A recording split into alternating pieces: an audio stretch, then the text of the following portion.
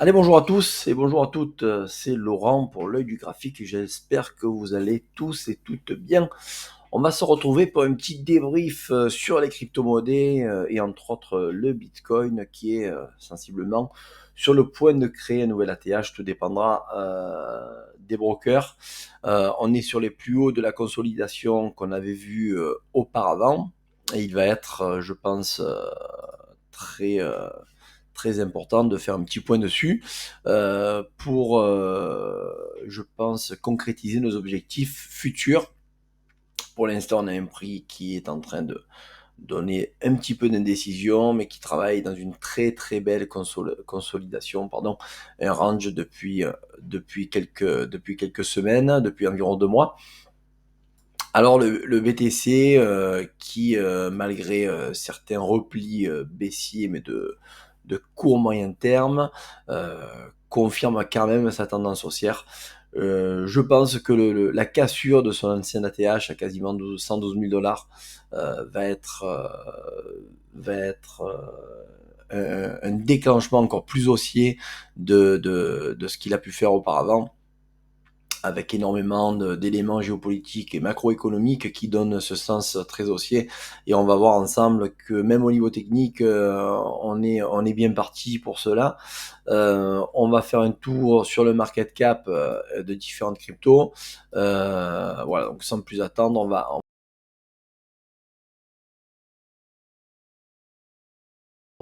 faire un tour sur le total crypto. Capitalisation de toutes les crypto-monnaies à plus de 3430 milliards de dollars. Donc, on a encore de belles perspectives devant nous. Comme je le disais auparavant, les 4300 milliards de market cap seraient très intéressants à être touché, ce qui donnerait encore plus d'élan haussier pour le leader des crypto-monnaies qui est le BTC, ainsi que pour ses altcoins et ces petits wagons qui sont en train d'être tirés par la locomotive Bitcoin.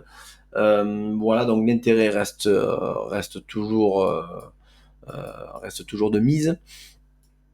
Sur Total 3, donc ça va être sans le BTC et le TH et l'Ethereum, on a un market cap en dessous des 1000 milliards. On est à 878 milliards de market cap en dehors de ces deux plus grosses crypto-monnaies qui, à elles seules, font plus de la moitié du market cap général euh, de toutes les crypto-monnaies qu'il y a sur le marché. Voilà, ceci étant dit, on va aller directement sur le BTC. Alors le BTC qui, avec toutes ces lignes de prix que j'avais pu auparavant me servir pour travailler des zones d'achat à chaque repli, est en train de confirmer un petit peu une zone très acheteuse, qui est cette zone de consolidation que l'on a en journalier ici à ce niveau-là. Donc il y a eu des débordements, hein, j'ai pas pris l'ATH, on pourrait le prendre aussi, hein, ça y a pas de problème. Hein. Voilà, ça serait ce niveau-là. Un prix qui avait consolidé, qui avait dépassé les 100 000 dollars à la baisse, puis reparti à la hausse. Mais là, on voit vraiment qu'il y a une très très belle intention haussière. Au niveau du RSI, on travaille toujours au-dessus des 50%, ce qui donne un signe de hausse assez prononcé. En hebdomadaire, on a eu une très très belle englobante dans la semaine du 23 juin, qui a permis de continuer cet élan haussier, de l'indécision mais très positive. Et là, je pense que la semaine pourrait se terminer avec un nouvel ATH. C'est fort possible, donc à voir dimanche. En mensuel, ben voilà, on a toujours cette très très jolie pattern, même ce très joli mouvement haussier. Hein. On a vraiment des mouvements qui sont très haussiers avec des petits retracements, ok. Et à chaque fois, on a des mouvements qui repartent à la hausse, une théorie de dos qui prend tout son sens, comme à chaque fois pour détecter les mouvements, hein, à chaque repli, sur retour de résistance qui avait été cassée, resserve de support, on pouvait racheter le marché, ce qui a été le cas. Donc pour l'instant, tout est validé. Je pense que quand on aura cassé cet ATH qui avait été créé dans le mois de mai 2025, on aura tout cet élan haussier, hein, après ce mouvement, cette deuxième vague qui avait été créé de retracement baissier. On aura une troisième vague haussière qui pourrait donner suite à des targets entre 120 000 et 128 000 dollars. Ça serait pas faux. C'est ce qui va vraiment me donner cet élan, cette figure très haussière. Voilà. Donc là, on voit, c'est très joli aussi, hein, parce que dans la fractalité, on aura aussi des mouvements à l'intérieur de très grosses unités de temps. Il y a des mouvements qui se dessinent en plus petites unités de temps, et on voit très bien que dans le mouvement mensuel que l'on avait très haussier, on a eu des mouvements journaliers, hebdomadaires aussi, avec des retracements baissiers, d'accord, ce qui est tout à fait logique dans un marché. Il ne fait pas que monter à un moment donné. Il y a des prises de profit, donc la liquidité se fait shorter du marché, elle est réintégrée après sur des niveaux plus bas pour donner des opportunités à de futurs acheteurs sur cet actif-là, et je pense que là, plus tard, on viendra vraiment sur des mouvements et sur des niveaux beaucoup plus hauts. Il serait pas impossible d'avoir des mouvements comme celui-ci, hein. C'est-à-dire qu'on prendrait le point le plus bas. Alors attendez, hop, je l'ai, il est très joli, c'est celui-ci. Alors ça, je vais l'enlever. On va le faire en direct. Celui-là, on va le récupérer, on va le mettre là. Donc la petite pattern qu'on a eu ici avec la TH, on la récupère, copier-coller, et on vient ici. Voilà, donc ce mouvement que l'on a ici, là, sur cette jambe de baisse que l'on a ici, on reprendra le plus bas avec A, B, C, D. Pourquoi pas venir à 138 000 dollars pour cette pattern qui est à l'intérieur d'un mouvement mensuel très très haussier, hein. On voit très bien que ce que je vous ai dessiné, surtout ce que je vous ai analysé en hebdomadaire et en monthly, on voit très bien qu'en mensuel, on n'est que haussier. D'accord, il n'y a pas de retournement visible avec des bougies rouges, ce qui n'est pas le cas en hebdomadaire et encore moins en daily, où on voit qu'en daily, le mouvement que l'on avait hebdomadaire baissier reste un mouvement de contraction, de consolidation de prix, qui est cette box que l'on a ici. Donc la fractalité est très importante à prendre en compte dans les mouvements en bourse. Pourquoi? Parce que dans les mouvements mensuels ou trimestriels, il y a des unités de temps plus petites qui permettent de comprendre des mouvements internes à l'intérieur de ces gros mouvements très très long terme. Voilà, donc ça c'était la petite aparté. Donc attention, en espérant cette cassure prochainement, pardon, qui permettrait de donner beaucoup plus de sens haussier à notre BTC. Alors, au niveau, on va aller voir un petit peu le market cap. Hop, il est ici. Sur le BTC, on a un market cap en dollars à plus de 2210 milliards de capitalisation boursière. En sachant que la capitalisation totale est de 3470 milliards. L'Ethereum est à 385 milliards de market cap, l'USDT 158 et l'XRP 144. Les quatre crypto-monnaies majeures du marché ont repris le vent en poupe. Bien entendu, on voit très bien la différence qu'il y a avec un BTC qui est là, la licorne, la locomotive, qui est vraiment le moteur de cette fusée et de ce tout crypto-monnaie marché. Donc du coup, on a vraiment un élan très très haussier. Il faudrait que l'on ait un petit peu plus de volume acheteur journalier ou hebdomadaire pour donner vraiment ce sens à la cassure qui sensiblement devrait arriver dans pas longtemps. Maintenant, on va pas dire qu'elle va arriver parce que on n'est pas certain de cela. Le marché pourrait se retourner, mais bon là, a priori, techniquement, c'est très très bien parti et fondamentalement, on n'est pas trop mal non plus. Au niveau du Fear and Greed, donc de l'indice de la peur, de la cupidité, on est dans une zone de neutre à 58. Il suffit de passer dans une zone de cupidité un petit peu plus importante pour donner le sens un petit peu plus haussier au marché. Les zones basses de peur que l'on a eu courant juin 2025 ont été comment dire sont un petit peu aux oubliettes, hein. On voit très bien que le marché est très très haussier et que l'on repasse en neutralité, donc ça c'est pas trop mal aussi non plus. Voilà, donc l'indice de la peur à prendre en compte et toujours à étudier. Le market cap est aussi très très important.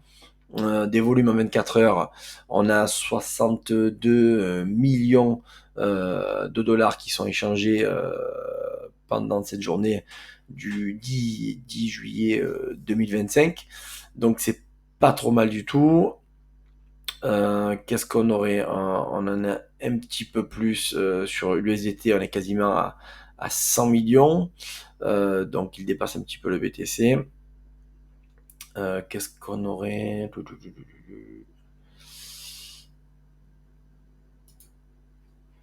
On va aller jeter un petit coup d'œil dessus. Volume 24 heures, 62 millions, on avait dit. Voilà, ça fait 45% de hausse. Ouais, c'est pas trop mal du tout. C'est pas trop mal du tout. Le consensus est sympa. Donc je pense que le BTC a vraiment pourrait avoir vraiment cet élan haussier sur lequel il pourrait casser cette consolidation à la hausse. Il n'y a que l'XRP qui est en échange assez baissier, enfin assez baissier. On est à 5 millions d'échanges, de volume d'échange sur 24 heures, c'est pas énorme du tout, mais bon, ça a donné quand même cet élan un petit peu aussi à l'XRP. Alors, voilà, sur le BTC, ce que je vais attendre, c'est vraiment le breakout pour confirmer cette tendance haussière. On pourrait avoir un retour baissier. J'y crois pas trop parce qu'on est vraiment en hebdomadaire, vraiment full haussier. On est en train de péter le game. Donc je pense que selon les brokers sur lesquels vous êtes, peut-être qu'il a déjà créé un nouvel ATH. Maintenant, on va pas se précipiter. On va pas mettre la charrue avant les bœufs. Ça n'a pas de sens. On va attendre vraiment des confirmations, mais on voit très bien que tous les mouvements que l'on a eus sont en train de prendre leur aisance, et tous les jolis retracements, que ce soit des canaux baissiers ou des retracements un petit peu plus importants, vraiment viennent travailler des plus hauts cassés qui servent de support par la suite pour repartir à la hausse. Donc peut-être qu'une fois qu'on aura cette cassure de consolidation à la hausse, on reviendrait travailler l'ancien ATH 112 000 pour repartir à la hausse, qui donnerait une opportunité d'achat à 112 000. Voilà, donc mais on va attendre de voir l'élan haussier, et si l'engouement se fait paraître sur le marché, le prix nous en donnera la direction. Sur le BTC, on va aller faire un tour. Alors, sur l'Ethereum. Ethereum, il n'est pas trop mal du tout. Ouais, c'est un peu la même configuration. J'adore. J'adore, c'est superbe. Hein. Donc là, au-dessus des 2850, toujours pareil. Je garde ce consensus, cette stabilité au-dessus de ce prix-là qui me donnerait énormément de confirmation haussière sur l'Ethereum. J'ai toujours mon target à 4097, sans aucun problème. Sur l'Ethereum, ça, c'est un fait. Donc voilà, j'attends une belle cassure comme on a pu avoir auparavant avec cette belle hausse. Donc pourquoi pas avoir, étant donné qu'on est vraiment, on a créé une très belle consolidation ici. Donc après cette hausse, on est revenu travailler un gap, d'accord, qui avait été laissé sur le marché. On a travaillé quasiment à 50%, donc c'est très très bien. On est reparti à la hausse. Et là, on voit que en mensuel, le mois de juin a donné un petit peu d'indécision, pas très grave. On verra que le mois de juillet, la clôture au 31 juillet, si elle se fait au-dessus des 2850, je pense qu'on est bien parti pour aller atteindre nos objectifs très haussiers pour l'Ethereum. Donc ça, on le garde sous le coude. Solana, est-ce qu'on a des belles opportunités? Alors Solana, celui-ci, pourquoi on parle encore de lui, mais parce que il a un petit peu baissé, mais il a retravaillé des zones clés. La zone est en dessous des 100 dollars, et il a rebondi au-dessus des 116, 124 dans la semaine du 23 juin. Très intéressante comme zone. Pourquoi? Parce que c'est une zone de travail que l'on a vue à plusieurs reprises. À chaque fois que je fais les débriefs sur la crypto, on voit que cette zone est très importante. On a eu un débordement, réintégration, et là on refait un pullback. Ça me plaît bien. Au-dessus des 159 dollars, pareil, c'est une zone de travail. On voit, hein, elle a servi de résistance et de support. Donc pourquoi pas venir se stabiliser au-dessus des 159 dollars pour, comme objectif, le target à 297 dollars qui est ici. Ça serait super. Voilà. Donc là, pour l'instant, on va rester. Moi, tant que j'ai pas de confirmation au-dessus des 159 dollars, si on n'a pas pris à 116, très compliqué. D'autant plus que RSI, on est toujours en dessous des 50%.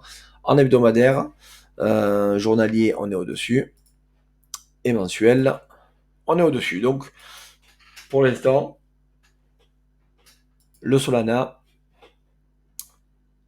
a, je pense, peut-être fini ce retracement baissier pour repartir à la hausse. Donc on verra au niveau des structures de marché. En mensuel, il est toujours au-dessus des 50%, donc ça donne un signe de stabilité haussière. Voilà, donc ça c'est pas trop mal du moment qui divague pas en dessous. On n'est pas trop mal sur le marché Solana.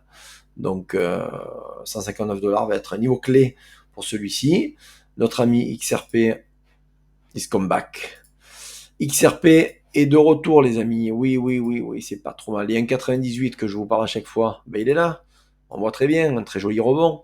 On voit très bien que le marché, même s'il y a des débordements, il retravaille cette zone des 1,98 qui est très importante. Maintenant, les 1,63, donc ce niveau-là, les 1,63, les 2,63 vont être très importants. Mais on voit très bien cet élan haussier magnifique, une droite de tendance qui a été cassée, ROB, qui a été clôturée. Donc je pense que pour la semaine, fin de semaine, on pourrait avoir un XRP qui repart à la hausse, surtout qu'on revient au-dessus de la SMA 200 période en daily, et ça, c'est bon signe pour l'XRP. Donc, forte hausse pour celui-ci, je pense, en prévision. On est toujours au-dessus du 50% RSI. On voit très bien que même en cas de baisse de l'actif, on reste, on plane et on travaille au-dessus du 50% RSI. Mais là, on voit que ça commence à décoller. Au niveau du RSI, il faudrait casser en hebdomadaire les 96, 80, les 56, pardon, 92 ou 57 pile poil, donnerait cet élan et confirmation très haussière de l'XRP. Je me languis, comme on dit. Hein, voilà. Donc c'était tout en fait pour la crypto, de voir ces 3-4 actifs, parler un petit peu du market cap. N'oubliez pas de partager, de liker et de vous abonner. C'était Laurent pour l'œil du graphique. Merci à tous et à toutes.